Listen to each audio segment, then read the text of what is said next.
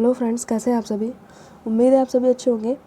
आज हम हिंदी की थ्योरी क्लास दूसरी स्टार्ट करेंगे। इसमें हम पढ़ेंगे व्यंजन।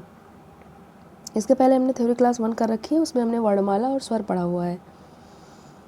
तो आज हम व्यंजन पढ़ेंगे, देखेंगे व्यंजन क्या होता है।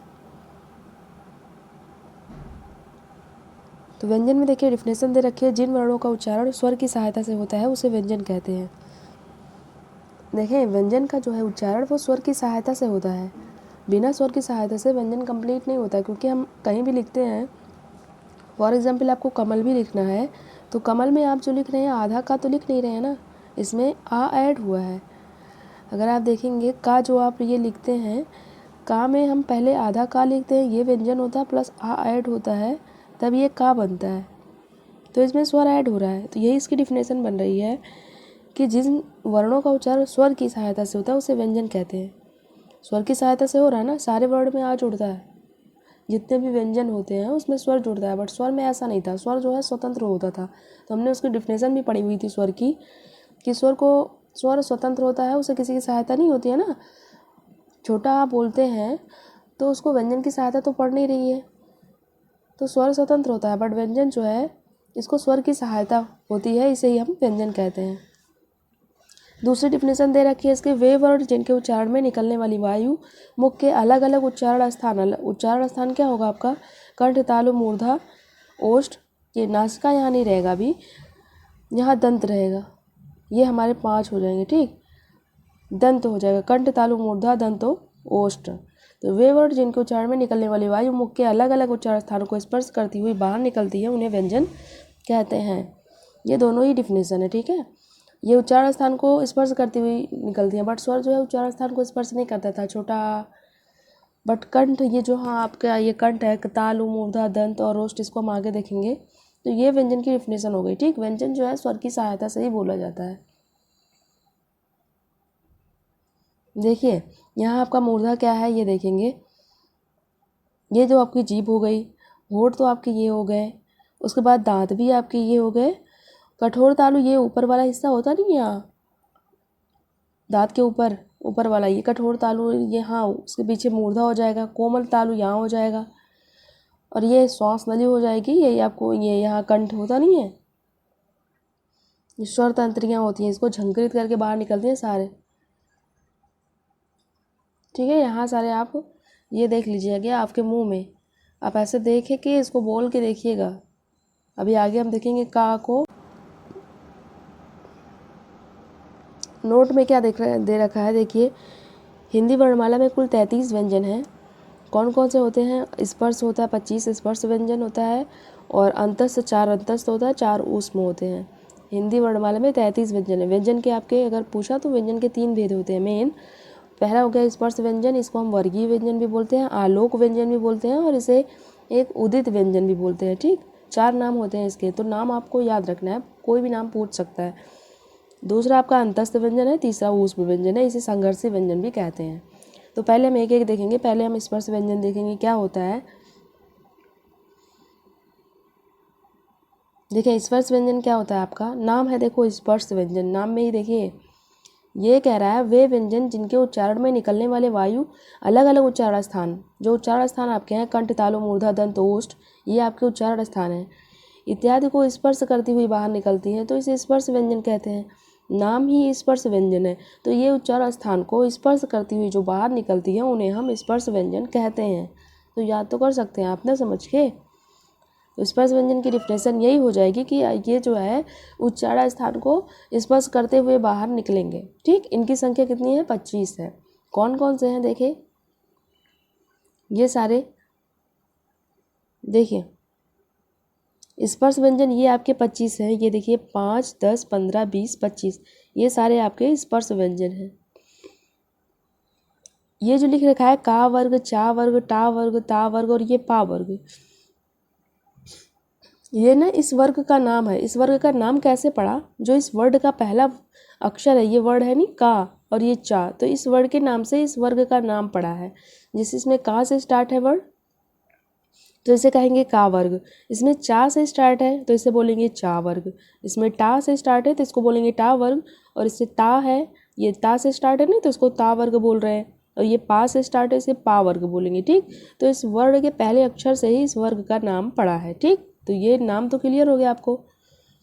और देखिए काखा गगा, काखा गगा अंगा, देखिए ये कंठ से निकलता है आपका। का बोल रहे हैं ना आप, बोलिए, बोल के तब आप समझिए। देखिए कंठ से आपके ये आवाज़ आ रही होगी यहाँ से, कंठ। ठीक है, फिगर में आप समझ लीजिएगा कंठ कहाँ है आपका। तो कंठ जो है गले से आवाज़ आती है। देखो का बोल रहे हैं, बस छोटा आ बोलेंगे, देखो गले में आवाज़ नहीं जाएगी आपकी, छोटा आ यहाँ गले से नहीं आ रही ना। देखिए ये कंठ का खा ये सारे गले से आवाज़ आएंगे आपके। का खा गा अंगा, ये जो पांचों वर्ड हैं इनकी उच्चारण स्थान जो होगा ये कंठ हो जाएगा।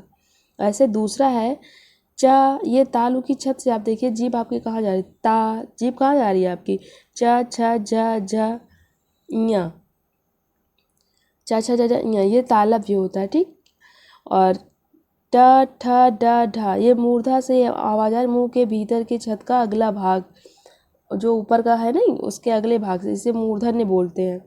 और देखिए ता का ता था, ये देखो ये दांत, ता जो जीभ आपकी है ये दांत के पास जा रही होगी। ता था द ध न, ये पांचों वर्ड में इसे इसलिए दंत बोलते हैं। ठीक, ये दांत के ऊपरी दांतों के निकट से देखिए ता जा रही है ना आपकी जीभ। बोल के तब आप याद करिएगा, वैसे नहीं रट्टा मारी के नहीं भूल जाएंगे। मूर्धन्य का दंत में कर देंगे, तालव्य का मूर्धन्य में कर देंगे, ऐसा कुछ भी कर सकते हैं ना। बोले रहेंगे तो आपको प्रैक्टिस भी रहेगी, समझेंगे उसी के अकॉर्डिंग। दूसरे देखिए पा फा, देखो बिना ओठ की सहायता से ये पांचों वर्ड आप नहीं बोल सकते। बोल के प्रैक्टिस करिए, देखिए ओठ को ज्वाइंट ना करिए उसके बाद पा बोलिए, बोल सकते हैं? नहीं बोल पाएंगे। पा फा देखिए ओठ आपके टच हो रहे हैं ना, ये जितने वर्ड पांचों बोल रहे हैं आपके ओठ जो है वो टच हो रहे हैं। तो पा फा बा बा मा, ये ओष्ठ से बोले जाते हैं, दोनों ओष्ठ से। ठीक, एक ओठ से भी नहीं बोल सकते आप पा, जब तक ज्वाइंट नहीं होगा। तो इसी वर्ड, तो ऐसे इसका नाम पड़ा है। ठीक है, ये पांचों वर्ड हो गए पा फा पा पा मा, ये ओष्ठ से आपके बोले जा रहे हैं। ठीक, तो ये इनका उच्चारण स्थान है, इसे आप देख लीजिएगा, याद कर लीजिएगा। टोटल 25 होते हैं,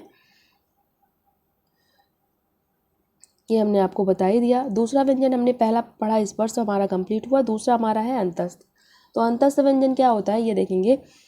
देखिए अंतस्थ व्यंजन, देखिए वे वर्ण जिनके उच्चारण में निकलने वाली वायु उच्चारण स्थान को नाम मात्र वल्ली स्पर्श करती है। उसमें पूरा स्पर्श कर रही थी, बट इसमें वल्ली नाम मात्र स्पर्श करती हुई बाहर निकलेगी, उसे हम अंतस्थ व्यंजन कहते हैं।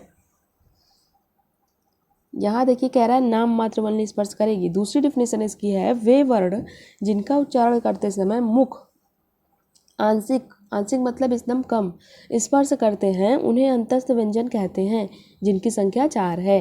ठीक है, वल्ली नाम मात्र आप बोल के देखिएगा, वल्ली नाम मात्र ये उच्चारण स्थान को स्पर्श करेंगे। उच्चारण स्थान हमने आपको बताया कंठ तालु मूर्धा दंत ओष्ठ, ये 5 होते हैं आपके। या व र ल आप बोल रहे हैं ना, देखो एकदम नाम मात्र स्पर्श कर रहा होगा, या व र ल। तो 4 आपके अंतस्थ होते हैं। ऐसे क्वेश्चंस बन सकते हैं कि अंतस्थ व्यंजन कौन कौन से हैं, या अंतस्थ व्यंजन कितने हैं, तो आप बताएंगे 4। कौन कौन से हैं, तो या व र ल। ओके, अब देखिए अंतस्थ व्यंजन में ही इसको देखिए 3 भाग में बांटा गया है। इससे आपसे पूछ सकता है, अगर ऑप्शंस में दे रखा है लुंठित व्यंजन, तो आपको देखो ये बताना पड़ेगा। देखिए अंतस्थ व्यंजन या व र ल हमने आपको बताया, इसमें इसके एक पार्ट, इसे या वा को हम अर्धस्वर कहते हैं, और इसे हम लुंठित या प्रकंपित रा को बोलते हैं, और ला को हम पार्श्विक व्यंजन बोलते हैं। ठीक, देखिए अब एक एक को देखेंगे, पहले अर्धस्वर, फिर इसको देखेंगे, फिर इसको देखेंगे। ठीक है, देखें पहले देखेंगे अर्धस्वर किसे कहते हैं। अर्धस्वर, देखिए जिन वर्णों का उच्चारण करते समय मुख ना के बराबर स्पर्श करते हैं उन्हें अर्धस्वर कहते हैं।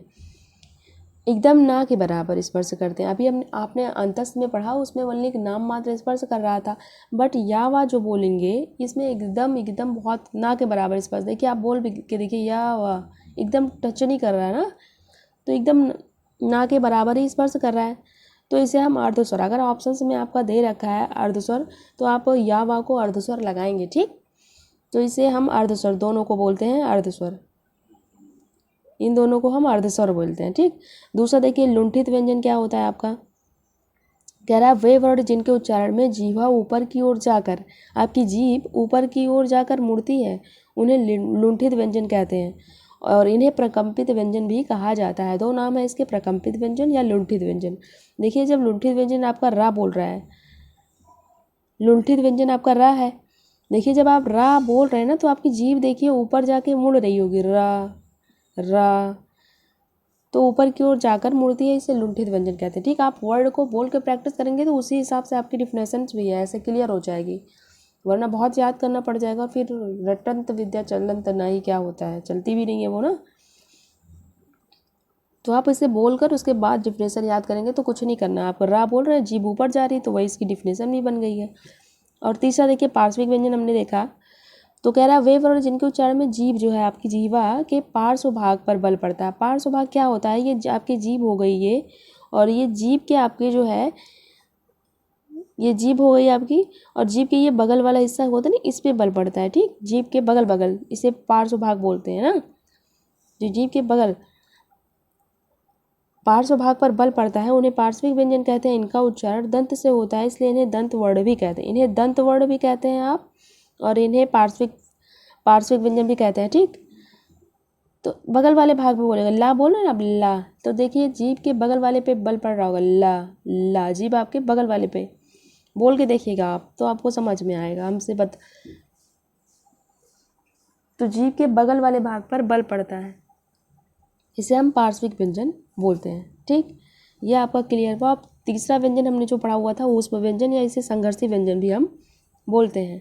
इसकी डिफिनेशन क्या है, जिन वर्णों के उच्चारण में मुख से निकलने वाली वायु रगड़ या घर्षण, संघर्षी से रगड़ या घर्षण याद रखिएगा आप, देखिए रगड़ या घर्षण के साथ निकलती है और ऊष्मा उत्पन्न करती है, उसे हम ऊष्म व्यंजन या संघर्षी व्यंजन कहते हैं। इनकी संख्या कितनी है, 4 है आपकी, इनकी संख्या भी 4 है, और अभी हमने अंतस्थ व्यंजन पढ़ा था उसकी संख्या भी 4 थी। ठीक, तो इसमें सा ये तीनों सा है और आपके एक हा है। जब आप सा बोलते हैं तो देखिए जब मुख से निकलने वाली जो वायु होगी वो रगड़ या घर्षण के साथ निकलती है और उष्मा भी उत्पन्न करती है। देखिए आप बोलते हैं सा तो उष्मा निकल रही होगी आपके मुंह से, वायु निकल रही होगी, वो भी रगड़ और घर्षण के साथ।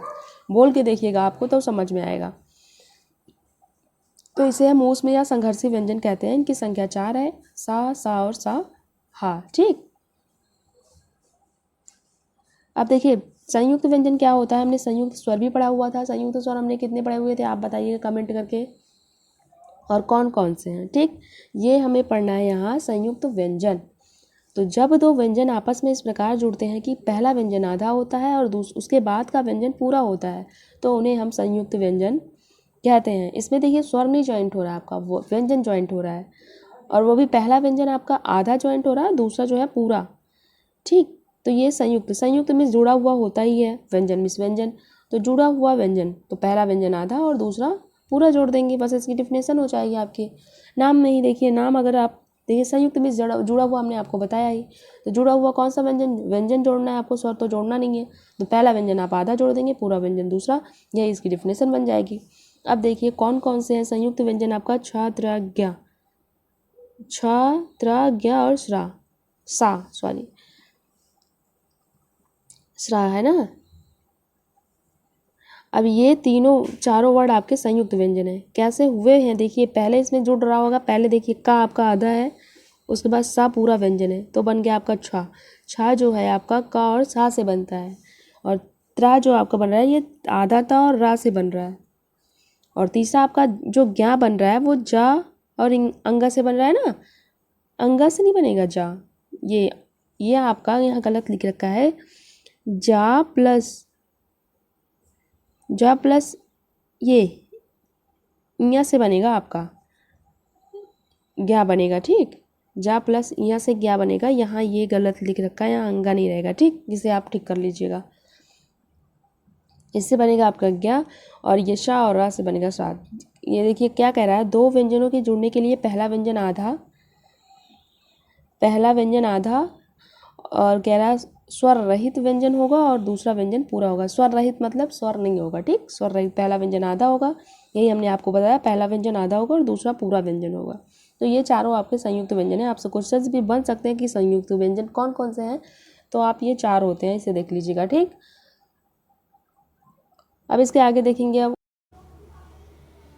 देखिए उच्छिप्त व्यंजन या उच्छ्रिप व्यंजन किसे कहते हैं, इसे हम देखेंगे।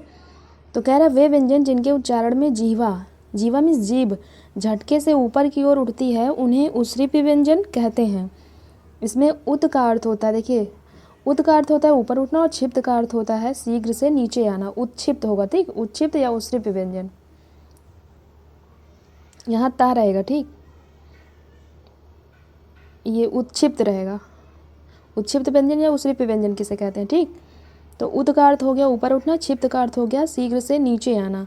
तो जब आप अंगा बोलते हैं, अंगा, इंगा बोलते नहीं, इंगा, ये इंगा रहेगा, ये नहीं रहेगा, ये यहाँ अढ़ा रहेगा, ये वाला वर्ड यहाँ नहीं रहेगा, गलत लिखा है, यहाँ ये रहेगा ना, अढ़ा रहेगा। ये दोनों वर्ड को, इन्हें और इन्हें उश्रिप व्यंजन कहते हैं और इन्हें द्विगुण व्यंजन भी कहते हैं, ठीक। 3 नाम हो गए इसके, एक उत्क्षिप्त व्यंजन, उश्रिप व्यंजन या द्विगुण व्यंजन, अंगा और अढ़ा को, ठीक। यह व्यंजन कभी भी शब्द के प्रारंभ में नहीं आते हैं, आपने देखा होगा ये कभी प्रारंभ में नहीं आते, ना तो इंगा आपका प्रारंभ में आएगा ना अढ़ा आपका प्रारंभ में आएगा, बीच में ही हमेशा आते हैं। जैसे कि सड़क हो गया, लड़का हो गया, पढ़ाई हो गया, लड़ाई हो गया, धड़कन हो गई, कुछ भी हो गया, ये अढ़ा, ये सारे वर्ड, ये दोनों वर्ड जो हैं आपके, ये बीच में आते हैं, कभी भी प्रारंभ में नहीं आते, ठीक। तो ये हो गया आपके उत्क्षिप्त व्यंजन या उश्रिप व्यंजन। नेक्स्ट देखेंगे क्या है, अब देखेंगे आयोग वाह क्या है। देखिए कह रहा है आयोग वाह, वे वर्ड आयोग वाह, इसमें आ लग गया है, आमिष तो नहीं, वे वर्ड जो है आपके ना तो स्वर है और ना ही व्यंजन है, उन्हें आयोग वाह कहते हैं, ठीक। जो ना तो स्वर है ना ही व्यंजन है, इन्हें आयोग वाह कहते हैं। देखिए आपने स्वर पढ़ा होगा तो उसमें अनुस्वार, इसे अन को अनुस्वार कहते हैं, आह को विसर्ग कहते हैं, तो ये दोनों वर्ड नहीं आएगा। आपने विसर्ग पढ़ा होगा, सॉरी स्वर पढ़ा होगा, तो स्वर हमने 11 पढ़ा हुआ है टोटल, तो उसमें जो है अन भी नहीं आया ना आह आया, तो ना तो ये स्वर हो गए, और व्यंजन में भी नहीं हमने इसको पढ़ा, हमने स्पर्श पढ़ा, अंत से पढ़ा, उसमें पढ़ा, इसमें जो है कहीं भी अन आह नहीं आया ना, तो ये ना तो स्वर है ना ही व्यंजन है, इन्हें आयोग वाह कहते हैं। अन को हम अनुस्वार कहते हैं, आह को हम विसर्ग कहते हैं।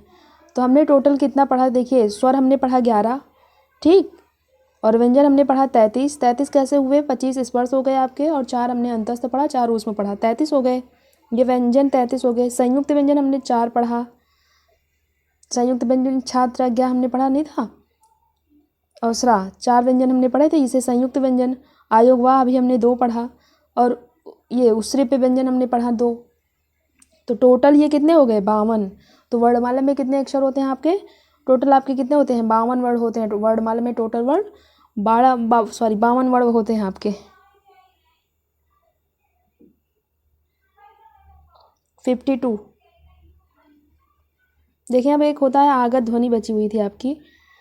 आगत ध्वनि क्या है, जो ध्वनि जो दूसरी भाषाओं से हिंदी में आई है, ये हिंदी की नहीं है ना, ये हिंदी की नहीं है, दूसरी भाषा से आई है, उन्हें आगत ध्वनियाँ कहते हैं। आगत मिस होती है आई हुई ना, ध्वनि मिस वर्ड जो बाहर से आई हुई है ना, वही जो ध्वनि बाहर से आई हुई है उसे हम आगत वर्ड कहते हैं।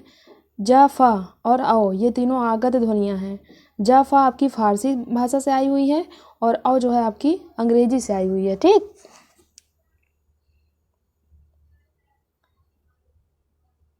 अब देखिए चंद्रबिंदु, इसे देखिए, इसे अनुनासिक बोलते हैं ना, अनुनासिक, पीछे नाक, देखिए इसका मतलब है जिसमें नाक उच्चारण में पीछे आती है और मुख पहले आता है, इसका उच्चारण नाक व मुंह दोनों से होता है ना। देखिए कहीं आँख लिखा हुआ है, आँख, तो नाक व मुंह दोनों से उच्चारण हो रहा है आपका, तो इसे अनुनासिक बोलते हैं, जो ऊपर होता है ऐसे ना, चंद्रबिंदु इसे बोलते हैं, इसे अनुनासिक बोलते हैं।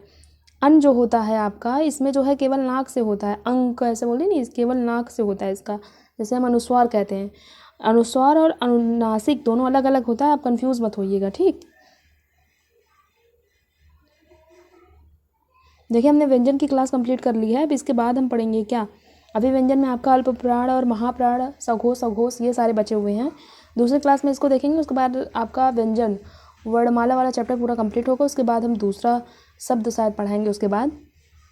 फिलहाल आप अभी व्यंजन वाली क्लास देखिएगा, अगर कहीं भी ना समझ आया हो तो वीडियो आप दोबारा से प्ले करके देखिएगा, जहाँ समझ नहीं आया हो दोबारा से देखेंगे तो समझ आ जाएगा, ठीक। तो उम्मीद है आपको क्लास अच्छी लगी होगी, अगर क्लास अच्छी लगी हो तो वीडियो को लाइक करिएगा, हमें अच्छा लगता है। कमेंट में आपके जो कुछ भी डाउट हो, विचार हो, आप उसे बताइएगा। और डिस्क्रिप्शन में हमने लिंक दे रखा है, अगर आप सीटेट की तैयारी करते हैं तो हमने अभी सीटीपी की क्लास स्टार्ट किया है, वहाँ से जाकर आप देख सकते हैं, ठीक। नोटिफिकेशन को भी ऑन कर लीजिएगा ताकि हमारा नेक्स्ट वीडियो का नोटिफिकेशन आपको मिल जाए।